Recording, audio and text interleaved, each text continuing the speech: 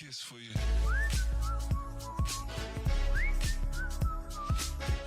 We're talking about Romancing Saga 2 Revenge of the Seventh Nintendo Switch 2 Edition Remake. That is one hell of a title. We're talking about this game because I wrote it off initially as, okay, they're just going to remake a, old 90s RPG from the Romancing Saga series that I didn't really know anything about, and it got decent reviews but nothing crazy. I'm like, it's just probably a normal RPG, I'm not going to bother. Got a Switch 2, was like, wow, this looks really good on the Switch 2, in no part to the demo, which is still on Switch 1. And I was like, let's check it out, let's see what it is. It's only like $50 or whatever. I am quite impressed, and the reason I call this the first anti-RPG is because I really am quite impressed by just the sheer amount of things that this game does that are unexpected, and just kind of rattling them off here. There's no experience, no leveling, there's no skill tree, you full heal after encounters. Because there's no skill tree, you have new moves via a learning system. It's immediately speaking a very streamlined RPG, and that's why I call it an anti-RPG, because so much of this is the antithesis of what you would think an RPG is, just generally, from the idea of how it starts as opening action to how it progresses through like the first acts and couple of things. It's like completely flipped on its head. You get right into the action. I was actually shocked when I transferred from the demo to the full game, and I was like, okay, we're gonna do the standard thing where you have all this stuff at the beginning of the game, and then you have a horrible event happens, and it starts you back at the beginning so you can learn stuff. No. You start immediately with 5 party members, and they do things, and they have abilities, and you're going, and you're equipping things, and that's how it starts, and that's how it keeps going. It's not an idea of, you have all these party members, and then you're gonna wash up on a beach and start at, the one guy with the one sword or whatever. You get right into the action. From the first hour, you have 5 party members doing the thing, learning the combat, all that stuff. And that was shocking to me. I'm like, oh damn, we're not going to spend, anywhere from 5 to 10 hours twiddling our thumbs as we wait to get all of our party members kind of thing. Like pretty much all RPGs do. We got right into the action, which was crazy. And the fact that, beyond that, it's not a super linear game. It's not when we have to go through Act 1 and go through Act 2 and go through Act 3 and kind of have it drag on from Act 2 interlude to Act 3 and all that. It's a freeform completion. You can complete any of these 7 hero battles in any order you want, and you can kind of just tackle them like that and complete things like that. Similar to something like what Ubisoft tends to do, but it works really well in this game because since you're right into the action, you can start experimenting. You can start experimenting with team compositions and combos and all that stuff, and it just works extremely well for the kind of game it is. It doesn't feel like they kind of streamline the RPG aspects too much to the point where it doesn't feel like it's one.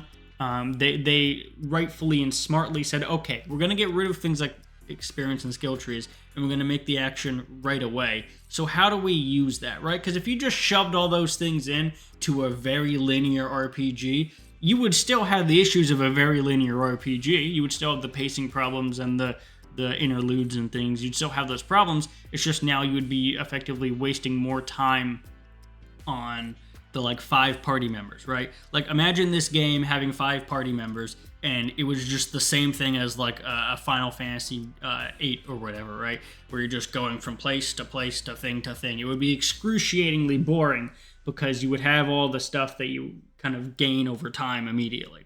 So the fact that it's a free-form thing is really nice. You can complete it in any order. And because of that, also, every single character you have is effectively a class. Without needing to say it's a class or anything like that or have any restrictions to it, you effectively say, hey, this person already has a bow on them, so might as well use them as the archer, or might as well use this one as a healer. And the way the technique system works as well kind of feeds into that. I guess it's like the learning system. And that is, you'll have on your character in combat, you'll have little light bulbs. And those are be like, hey, you want to use this, and if you use it enough times or maybe in the certain situations, you can learn a new move, and that'll pop up occasionally, right?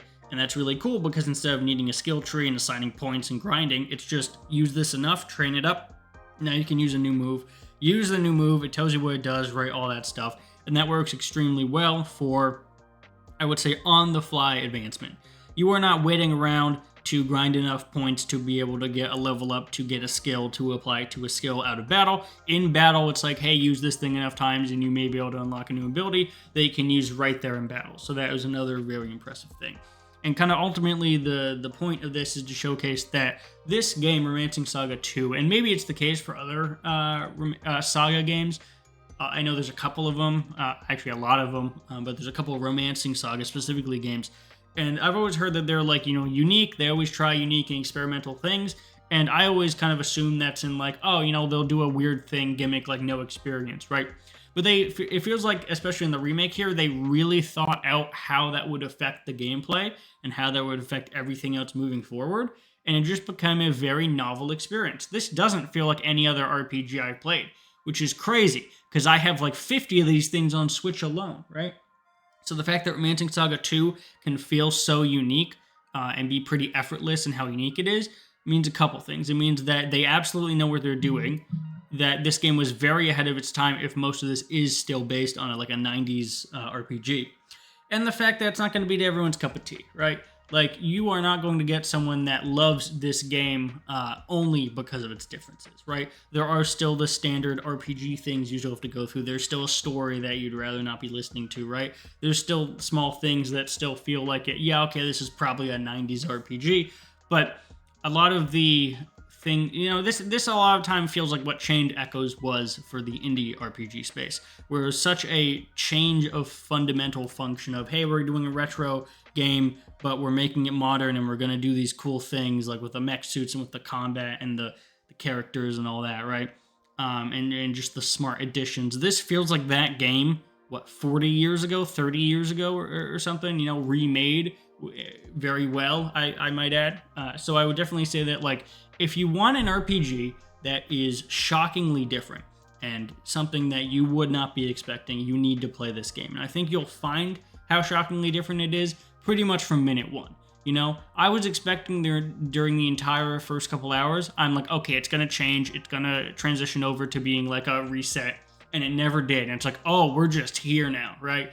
We're just going through these things and we're here now. And it really felt quite impressive. And I was just very, taken aback by like, wow, this is a game that knows what it's doing. It knew what it was doing, 30 years ago or whatever. It was remade very well. And it was just super impressive. So I just kind of want to highlight it here and to say that I think really that this is the first anti-RPG. So if you're not into RPGs as well, I should say, or JRPGs, you should check this game out because I think there's a lot of things in this game that are quite a bit different.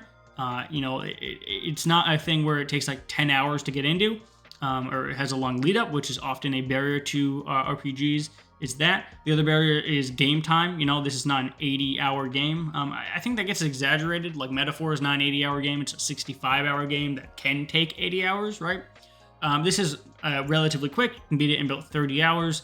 You can obviously spend quite a bit longer than that, but the main game can be beaten in about 30 hours, which is a pretty good amount there. It's not wasting your time getting into the action, and its systems are quite easy to explain. There's not some convoluted crap that you have to figure out, right? It's a very nice pick up and play game that is quite rare in a genre that's mostly focused on game length and extrapolated stories and long sequences and characters and things like that. This game takes a different approach. There are some things, obviously, in Romancing Saga 2 that don't work that well, and I did want to kind of talk about some of these here. I obviously am not being hypocritical. I mentioned in my Final Fantasy 16 video how I didn't like how every single time you went to the world map and just selected the thing to teleport there. That is the same here. However, I do think it works a little bit better here because the story is sort of set up to be non-linear in the way of you can kind of do whatever. So the traveling aspect doesn't as much affect that game compared to 16's more linear progression, but it is something that I did not quite enjoy there. There's obviously issues relating to like the story, how it's not good, how the voice acting is comically bad, right? Some of the systems aren't explained that well. There's a little bit lack of cohesion when it comes to some towns and things, right? So there is issues, and it is still, in terms of the story and characters and kind of sort of battle system, it is RPG-like. Like, you are not removing yourself completely from the RPG world, but there's a lot of things, as I mentioned, that really elevate the experience and are quite surprising. Just in terms of, like, if your main issue with RPGs was the fact that they took forever in the tutorial and in the opening to get the party members, the fact that they had to do it in a linear order and was like a bunch of pacing issues, and we're just kind of bored of the traditional skill tree, that removes pretty much all those things, right? You get right into the action. You don't have a skill tree to worry about. You have a freeform completion of how that operates. You have a more traditional class system. Like, it really is an RPG that is focused on the fun and the good parts about the genre, rather than a lot of the stuff that it can get frequently bogged down by. And I really do think that that is an improvement over what we tend to see in a lot of these games, and it should absolutely be praised. And I think the reason it's not praised as much and has like an 80, 81, 82 instead of much higher is mostly regarded to two things. The fact that, as I mentioned, the story and the voice acting is not good, and the music is kind of bad. Not necessarily the fact that it's like horrible or anything. It's just kind of like mediocre and doesn't really stand out. And, you know, these kind of games tend to have pretty good music and serviceable stories. So the fact that this doesn't have either of those definitely kind of hurts it a little bit. But I think overall, you know, if those two things aren't super important to you, or if you don't have a focus on them, that this game really is a remarkable experience just in terms of how polished it is and how well all the systems work, and as I mentioned, how much of an antithesis it is to a lot of RPGs. So overall, I would definitely say that you should check this game out. It's available on pretty much everything from Switch, PC, PS5. I believe it's also on Xbox, although I'm not 100% sure. Frequently goes on sale for about $30, $35, although I do think it would be worth the normal $50 price if you got it at that. There is a Switch 2 version, which is the footage you're seeing here, and it runs flawlessly.